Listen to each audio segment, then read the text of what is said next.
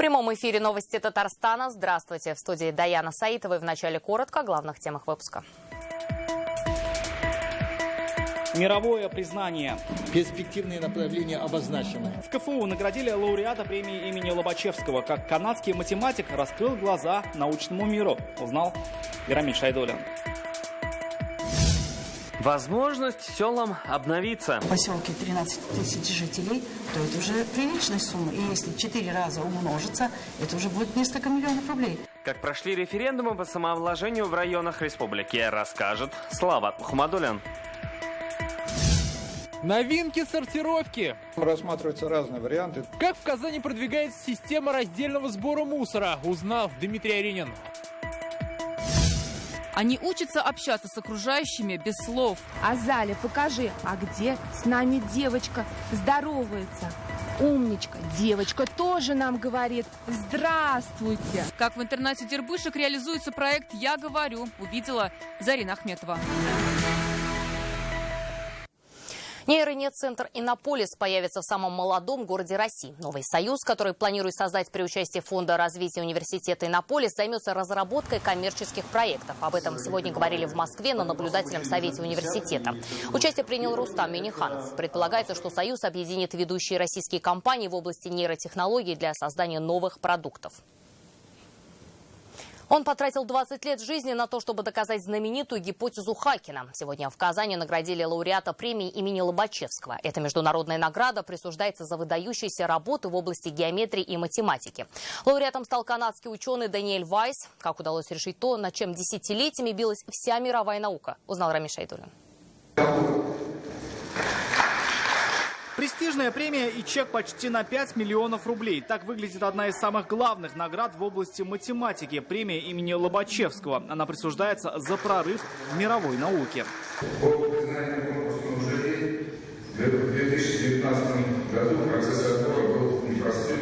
Многие достойные кандидаты претендовали на престижную награду, однако победителем стал профессор Канадского университета, профессор Вайс. Спасибо за премию, спасибо за возможность оказаться в России в этом фантастическом Казанском федеральном университете. Ученый из Канады доказал одну из сложнейших математических загадок – гипотезу Хакина, потратив на это 20 лет. Наверное, главное достижение – это объяснение фундаментальных свойств геометрических фигур и пространств. Это главная задача математики – объяснить их людям. Некоторое время назад в этой гипотезе сложилось, что называется, патовая ситуация. С одной стороны, она помогала решать глобальные математические проблемы, но с другой ученые уже затруднялись ответить, для чего. Заслуга лауреата в том, что он показал, куда двигаться дальше. Заслуга профессора в том, что он объяснил гипотезу наглядно, используя геометрические фигуры и комплексы групп. И оказалось, что она применима ко всем малым объектам, встречающимся в природе. Его достижение, она указывает направление, которые современная математика должна следовать. Между тем, сам ученый учился на трудах Лобачевского, благодаря которому мир и узнал о неевклидовой геометрии, и чье имя носит престижная премия. Уже больше 100 лет ей награждают лучшие умы в математике. В этом году научное жюри выбирало из 12 номинантов. Рамиль Шайдуллин, Ринат Сафин, ТНВ, Казань. На ремонт дорог, благоустройство кладбищ и чистую воду. На 82 участках в 16 районах республики в первый день зимы прошли референдумы по самообложению. Решали за или против, и поскольку складываться, чтобы потом на каждый рубль от населения добавилось 4 из бюджета. Программа позволяет получить то, чего ждали годами вне очереди.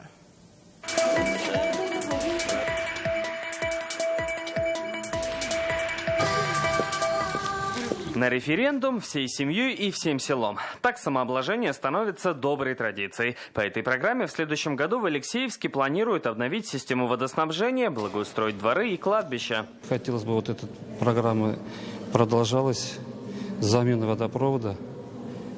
Народу хорошая вода, чистая вода нужна. В общем, эта программа по правде работает, и она нужна Второй год уже проводим мы в нашем районе. В поселке 13 тысяч жителей, то это уже приличная сумма. И если 4 раза умножится, это уже будет несколько миллионов рублей. Так, в 2019-м здесь собрали 1 миллион 600 тысяч рублей, а республика добавила 6400. На них сделали километр новой дороги, тротуарную дорожку уже на другой улице, отремонтировали 7 дворов и поставили новую водонапорную башню. Стараемся учитывать пожелания людей, где что требуется, и максимально идти навстречу населению.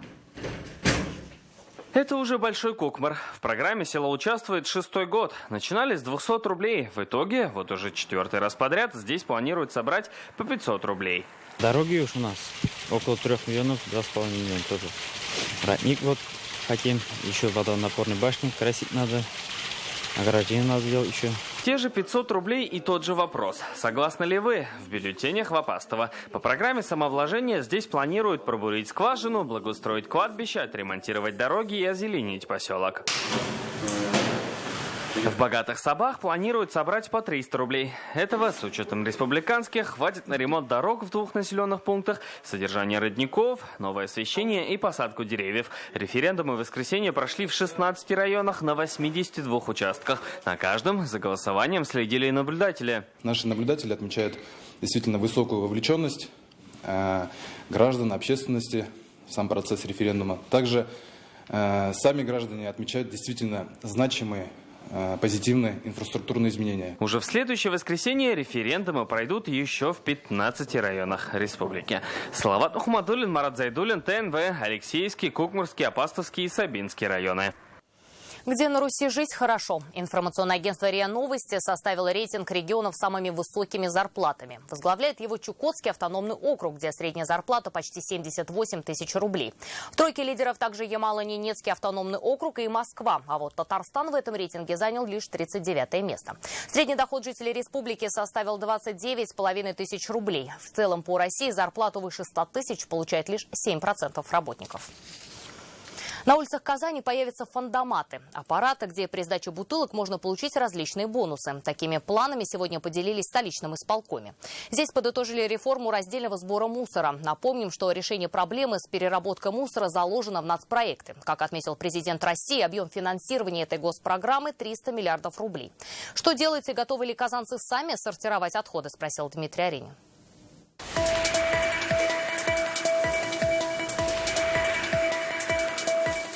Еще один способ приема тары у населения – фондомат. Как он работает? Пока такой терминал для банок и бутылок установили в одном из торговых центров. При сдаче одной емкости устройство дает сертификат на покупку чашки кофе. В ближайшее время по Казани хотят установить около 3000 фондоматов с различными бонусами. Рассматриваются разные варианты, то есть вариант внесения платы за жилищно-коммунальные услуги, внесения каких-то денег на транспортные карты, выплаты непосредственно деньгами. Вместе с этим казанские дворы будут продолжать оснащать контейнерами для раздельного сбора мусора. Сейчас ими охвачено около 80% многоквартирных домов. Елизавета Максимова сортирует и свой мусор дома, и чужой в контейнерах во дворе. Я иногда здесь убираю, пластиковые, если бросает, туда бросаю. Вот если бутылка. Вот этот вот стандартный набор из нашей мусорной корзины разделить на 2 контейнера. Чтобы все знали, зачем нужен раздельный сбор мусора, во всех школах и садиках начали проводить эко-уроки.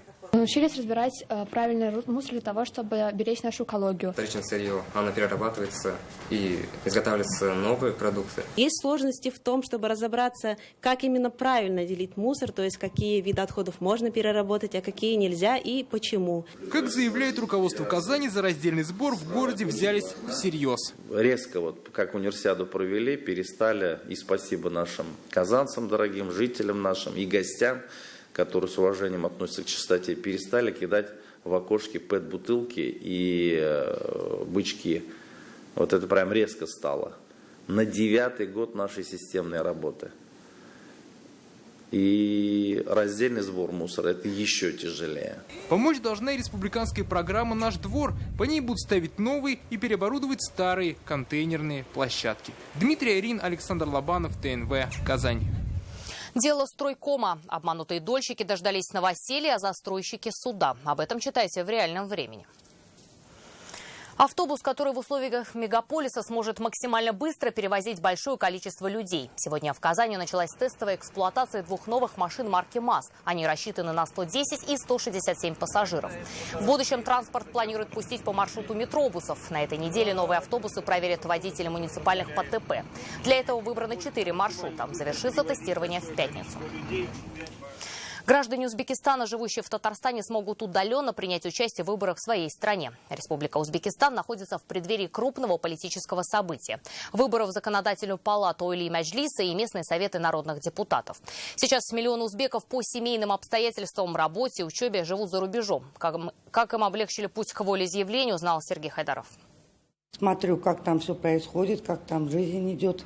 Связь со своей родиной Узбекистаном не теряет кондуктор троллейбуса Наргиза Каримова. Женщина работает в Казани уже 8 лет. Нам дают эти бумаги, мы ходим и выбираем. Теперь путь к волеизъявлению станет проще. Избирательный кодекс Узбекистана изменили. Все граждане этой страны, что находятся за рубежом, смогут проголосовать удаленно. Раньше в число избирателей попадали лишь те, кто был в списке консульства, и на выборы приходилось ездить в Москву. Все граждане Республики Узбекистан могут проголосовать у нас в консульстве.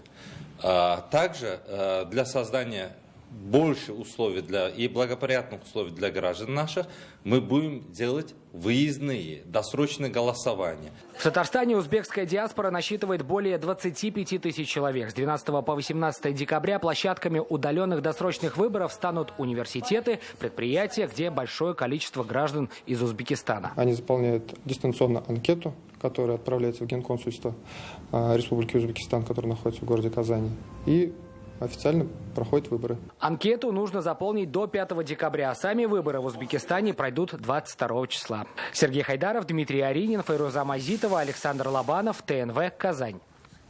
Это новости Татарстана, и смотрите далее. Как делать добрые дела и на кого равняться? Сегодня Республика Татарстан гордится результатами этих проектов, которые стали не просто проектами Республики Татарстан. Для чего в Казань приехали благотворители со всей страны, узнал Сергей Хайдаров. Кто доброй сказкой входит в дом? На казанской кухарочке. Как Петрушка созывал друзей и кто он, излюбленный персонаж русского фольклора. Увидел Рамиль Шайдулин. Пойми меня. Если на улице или в магазине к вам обратились дети и вместо слов продемонстрировали карты с рисунками, знайте, это особые ребята, и им нужно помочь. В Казани начали внедрять проект для социализации детей из Дербышкинского дома-интерната. Реализация проекта «Я говорю» началась в апреле этого года. Как он работает, увидела Зарина Ахметова. Эти девочки две у нас, они до недавнего времени вообще были лежачими. Сегодня они не просто выходят в социум, но и умеют налаживать контакты с другими людьми. В этом им помогают коммуникативные карточки. Азаля, покажи, а где с нами девочка здоровается? Умничка. Девочка тоже нам говорит «Здравствуйте». Для детей с проблемами речи такие карточки просто незаменимы, ведь им зачастую сложно объяснить окружающим, чего же они хотят. Они благодаря этим карточкам могут озвучить свои потребности, показать, в чем они нуждаются. Что ты хочешь? Покажи. Молодец. Пока в проекте участвуют 20 детей. Все они с тяжелыми нарушениями развития речи. Это и аутизм, и ДЦП. Для нас важным с тем, чтобы по выходу из этого учреждения все-таки дети могли самостоятельно жить. Потому что мы говорим сегодня о сопровождаемом проживании. Это та задача, которая обозначена в национальном проекте. Все это стало возможно благодаря проекту «Я говорю». Дербышкинский интернат выиграл специальный грант. В интернате Витю называют местным фотографом. Сегодня в его объективе сам министр. Признается, их еще он не фотографировал. Фотографирует все везде. Детей, природу, различные мероприятия. Фотограф-репортер, 2 место в Олимпиксе. Здорово. Победитель республиканского конкурса по профмастерству сейчас готовится к международному чемпионату. В будущей жизни я буду учиться на эту должность. Фотограф или актер. А Эльмиру одноклассники называют артисткой, обожают поэзию советской эпохи и произведения Александра Фадеева. Да разве есть другой народ на свете, у кого душа такая хорошая? Кто столько вынести может? Участвовала в конкурсе чтецов и получила диплом за волю к победе. Продолжайте продуктивно так же работать. Зарина Ахметова, Рамзеля Гафиатуллина, Марат Зайдуллин, ТНВ, Казань. Как обеспечить доступ не просто к зданиям, а к услугам, снизить число заболеваний, трудоустроить особенных людей. Декада инвалидов стартовала 1 декабря. Результаты работы и задачи будущего года обсудили на пресс-конференции. За последние 5 лет в Татарстане число людей с ограниченными возможностями снизилось на 6%. В республике работают 25 реабилитационных центров, 34 интерната для детей и пожилых. За этот год трудоустроены 3600 инвалидов для безработных обучения. Напомним, до 10 декабря в рамках декады инвалидов пройдут бесплатные концерты, спектакли, ярмарки вакансий, юридические консультации. Сегодня в республике 299 тысяч людей с инвалидностью, их численность снижается. И мы, прежде всего, должны сказать, это благодаря достижениям системы здравоохранения. В неонатальное отделение сегодня делают операции буквально в течение первой недели рождения недоношенных детей. В добрых делах равняться на лучших. Сегодня в Казани открылся форум «Добрая Казань». Он собрал в ратуше около 500 благотворителей из 40 городов страны. В этом году впервые форум стал международным. Опытом благотворительности с российскими коллегами делятся специалисты из Франции, Испании и Израиля. Можно ли прославиться добрыми делами, теперь знает Сергей Хайдаров.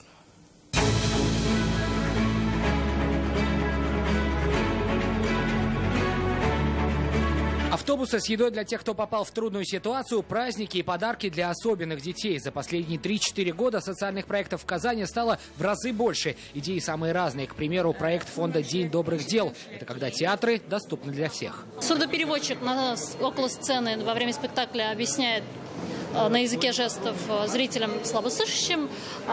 Тифлокомментатор описывает через наушники слабовидящим зрителям то, что происходит на сцене. Занимаются реабилитацией детишек с ДЦП, ухаживают за пожилыми, помогают найти себя в жизни бывшим наркоманам и заключенным. В этом зале почти 500 благотворителей и представителей фондов со всей страны. В Казани они приехали за опытом.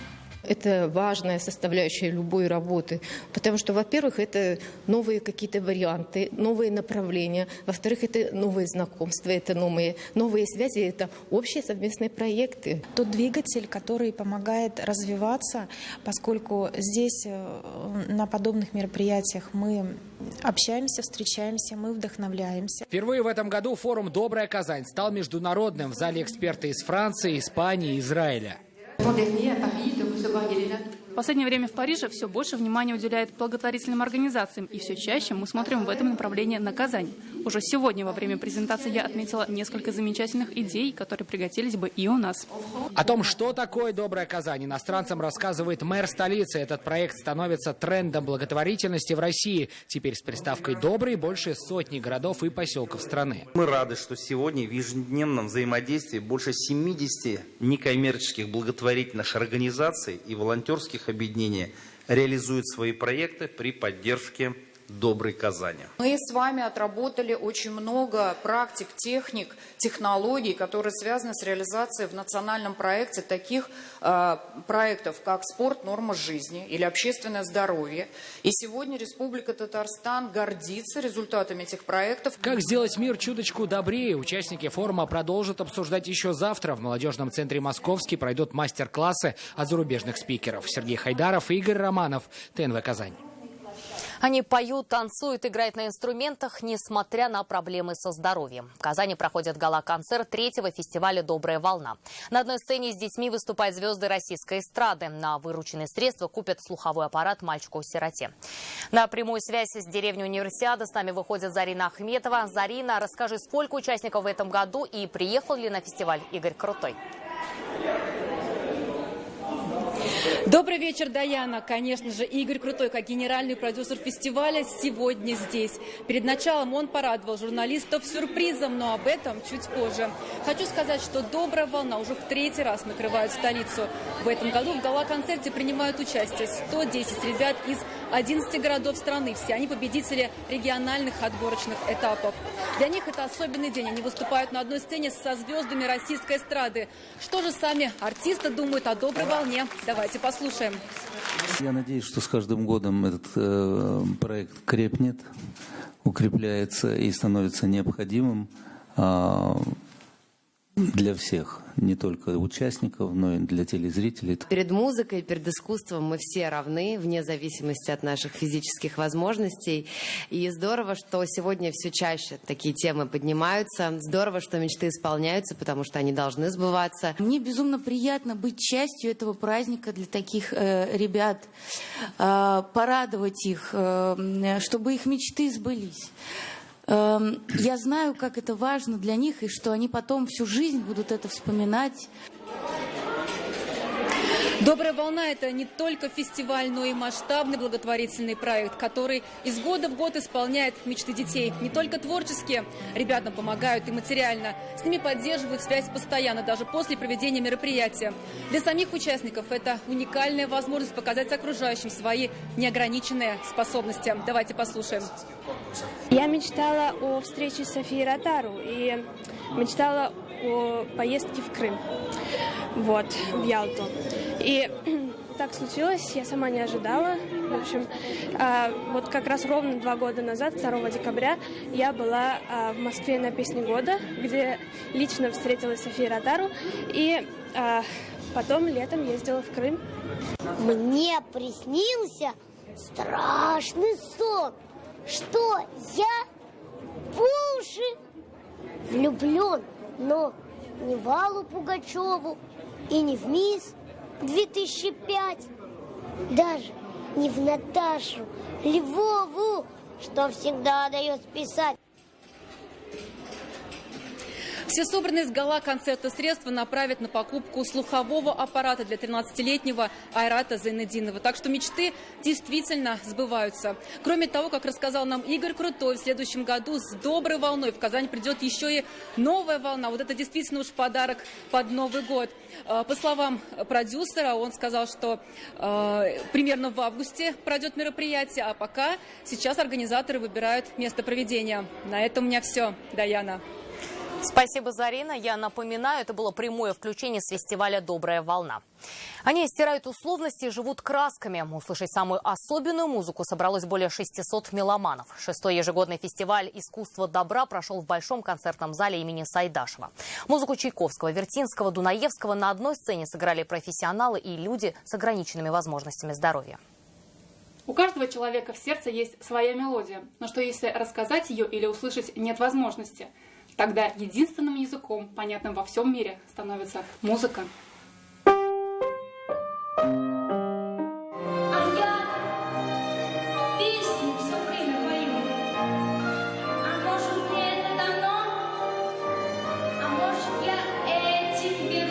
В этих строчках и боль, и надежда. С закрытыми глазами Тимур чувствует свет и делится им с сотнями зрителей. Я вижу лишь яркий свет, насыщенный в странных тенях. Я радуюсь каждому дню, но одно лишь меня ворожит. Как выглядит все, не пойму.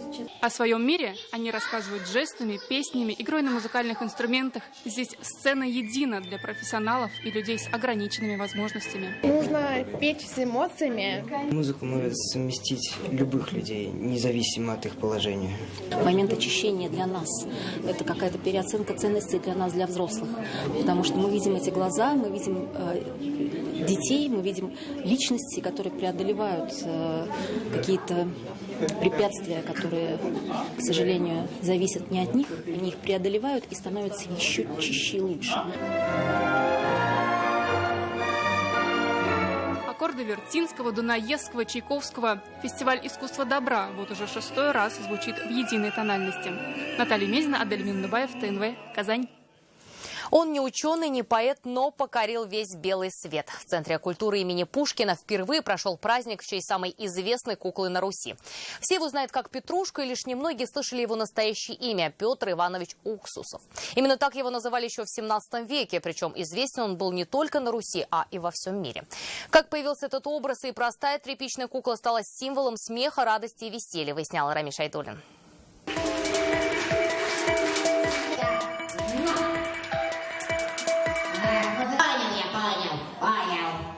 Мазахат, Озорной и смелый любимец детворы – Петрушка. Его любят за угловатые движения, смешные шутки и яркие костюмы, красную распашонку и разноцветный колпачок. Известен он стал еще с самых глубин, можно сказать, 17 века.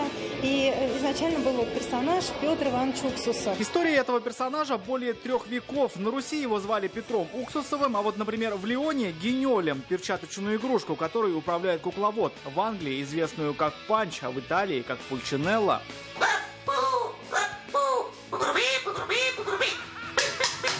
Это веселый, заводной, яркий такой персонаж, русский народный, который дарил какую-то радость людям, заводил, с детьми играл. С виду шут, внутри король. По одной из версий у Петрушки есть реальный исторический персонаж. Говорят, ее сделали похожей на придворного шута Анны Иоанновны по прозвищу Петрушка. Он был настолько смешным, что ему разрешалось жить во дворце и даже шутить над императрицей.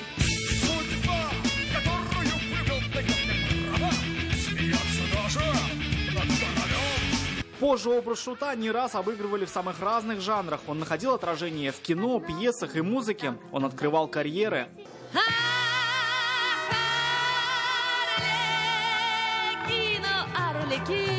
Русские сказки, они всегда учат добру. Особенно в наше время, когда очень стали популярны американские киногерои.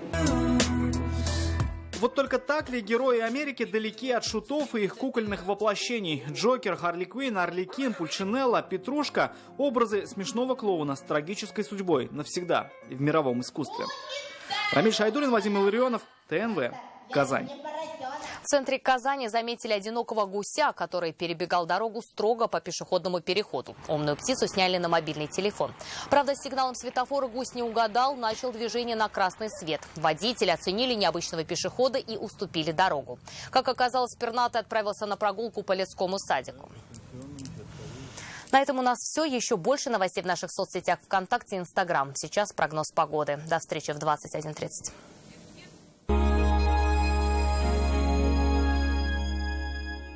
В автоцентре марка Nissan Qashqai от 1 миллиона 120 тысяч рублей. Зимняя резина и 100 тысяч на сервис в подарок. Звоните 4 пятерки 3 единицы. Активный образ жизни – ключ к твоему здоровью и долголетию. Ожирение, гипертония, диабет и даже рак развиваются от малоподвижного образа жизни. Двигайся, танцуй, упражняйся в скандинавской ходьбе. Движение – это жизнь, а жизнь – это движение. Начни заботиться о себе и своем здоровье прямо сейчас. Мария Киселева представляет новое шоу на воде «Русалочка. Параллельные миры». Только до 31 декабря 2019 года лечение катаракты 19 900 рублей. Офтальмологическая клиника «Кюзлер». Телефон в Чистополе 4 75 80. Телефон в Вятских Полянах 6 42 42. Приходите 2 и 3 января на новогодний мюзикл «Черномор». Я вообще-то смотрела! Ну, и кто здесь свинья? Уи! HD! Обменяйте старый приемник на новый HD и получите год бесплатного просмотра премиального пакета «Премьер». Рекомендация опытных телезрителей. Смотри, не переплачивай! Галамарт шокирует ценами. Со 2 по 4 декабря набор шаров всего 19 рублей. Ждем вас за новогодним настроением в Галамарт. Скоро 7-я национальная музыкальная премия «Болгар-радиусы». 14 декабря. «Пирамида». Билеты в продаже.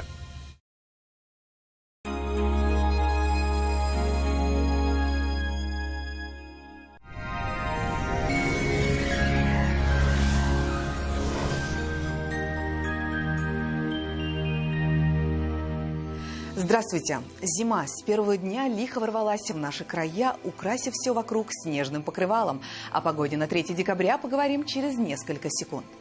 Давно мечтаете о новой кухне? Хотите качественно, в срок, да еще и со скидкой 20%? Тогда звоните в Данил Мастер 2 167 166 или загляните на сайт danil-master.rf.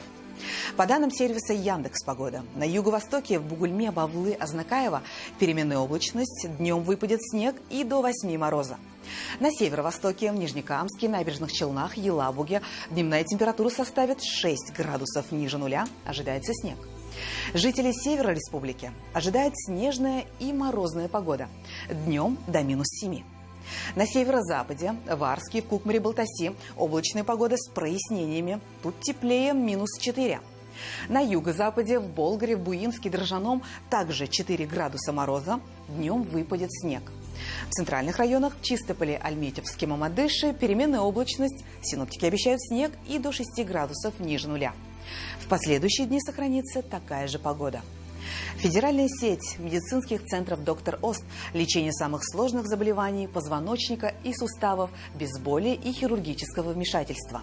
За 10 лет в 10 городах России врачами клиники отменено более 10 тысяч операций. Когда сустав болит невыносимо и отказывается работать как прежде, остается заменить его на протез. Доктор Ост предлагает иные, современные решения. Инновационные технологии способны помочь пациентам с проблемами суставов любой сложности. Не просто уменьшить боль, а спасти родной сустав.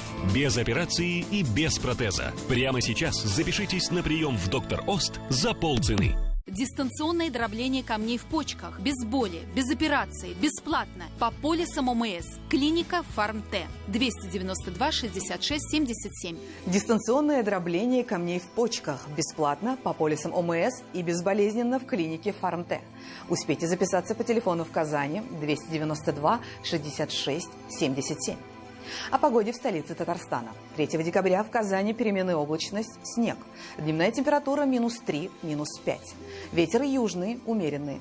Атмосферное давление 756 миллиметров ртутного столба. Влажность воздуха 87%. Магнитное поле Земли спокойное. О погоде все. В студии была Лейла Латыпова. Всего доброго и до свидания.